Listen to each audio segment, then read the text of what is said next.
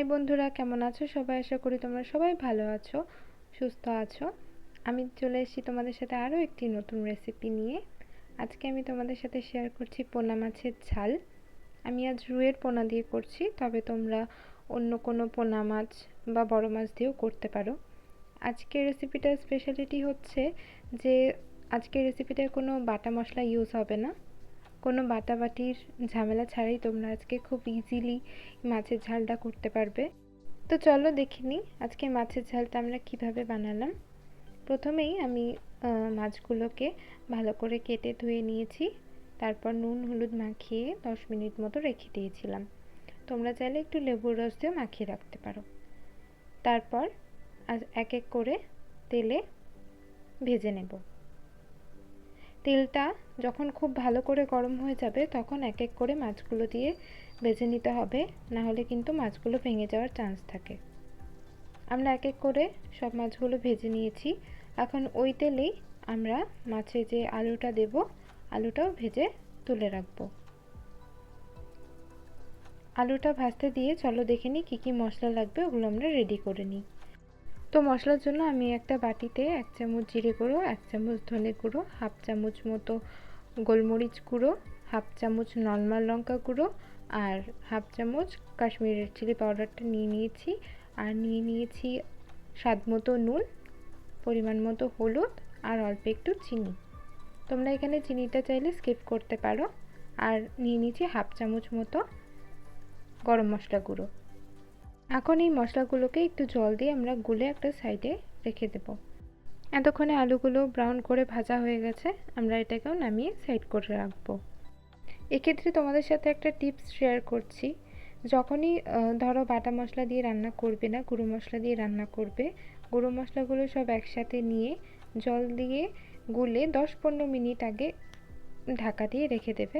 তাহলে দেখবে বাটা মশলার মতো স্বাদ না হলেও খেতে খুব একটা খারাপ হবে না। তো চলো রান্নায় ফেরা যাক। তো তেলটা আমি কমিয়ে রেখেছি, অতটা তেলের দরকার ছিল না আমাদের। তারপর ওই তেলের মধ্যে কালো জিরে ফোড়ন দিয়ে একটু নেড়ে চেড়ে আমরা আগে থেকে লম্বা লম্বা করে কেটে রাখা পেঁয়াজটা দিয়ে নেড়ে চেড়ে নেব। নেড়ে চেড়ে পেঁয়াজটা যখন একটু লালচে বাদামি হয়ে যাবে তখন আমরা এর মধ্যে আগে থেকে একটা পেঁয়াজ আর টমেটো যে গ্রেট করে রেখেছিলাম, এটা কিন্তু বাটিনি, গ্রেট করে নিয়েছি, ওটা দিয়েও ভালো করে কিছুক্ষণ কষিয়ে নেব যতক্ষণ না পেঁয়াজ আর টমেটোর কাঁচা গন্ধটা যাচ্ছে। তো আমরা বেশ কিছুক্ষণ ভেজে নেওয়ার পরে যখন তেল ছেড়ে এসছে তখন আমরা এর মধ্যে আগে থেকে গুলিয়ে রাখা মশলাটা দিয়ে দিচ্ছি। দিয়ে আর একটু বাটি ধোয়া জল অ্যাড করছি। অ্যাড করে আবারও কিছুক্ষণ ভালো করে কষিয়ে নিতে হবে যতক্ষণ না তেল না ছেড়ে আসবে।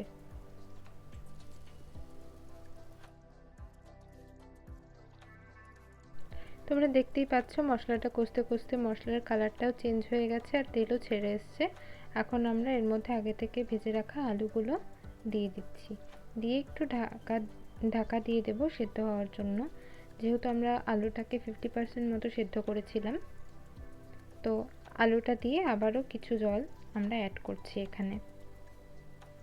অ্যাড করে গ্যাসটাকে বাড়িয়ে আবারও একটু ভালো করে কষিয়ে নিচ্ছি আলুটার সাথে মশলাকে। এখানে হচ্ছে কষানোটাই মেন, যেহেতু আমরা এখানে বাটা মশলা দিয়ে রান্না করি আর গুঁড়ো মশলা দিয়ে রান্না করি। রান্না যত কষানো হবে ভালো, রান্নার টেস্ট তত বেশি বাড়বে। তার জন্য ভালো করে আরও কষিয়ে নেওয়ার পরে আমি পরিমাণ মতো এখানে জল দিয়ে দিচ্ছি। জলটা এই যে ফুটে এসছে, এখন আমরা এর মধ্যে আগে থেকে ভেজে রাখা মাছগুলো দিয়ে দেব। দিয়ে খুব একটা বেশি নাড়বো না, কেন তাহলে ভেঙে যেতে পারে মাছগুলো। এখন মাছগুলোকে নিজের মতো করে ফুটতে দেব।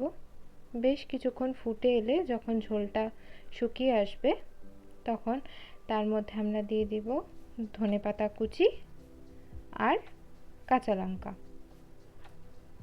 এই যে আমাদের মাছের ঝাল রেডি। তো আজকের এই রেসিপিটা তোমাদের কেমন লাগলো অবশ্যই কমেন্টস করে জানিও, বাড়িতে একবার ট্রাই করো। আর আমার এই রেসিপিগুলো যদি তোমাদের ভালো লেগে থাকে তাহলে অবশ্যই চ্যানেলটা সাবস্ক্রাইব করে আমার পাশে থেকো। তো টাটা, বাই বাই, দেখা হচ্ছে নেক্সট একটা ভিডিওতে।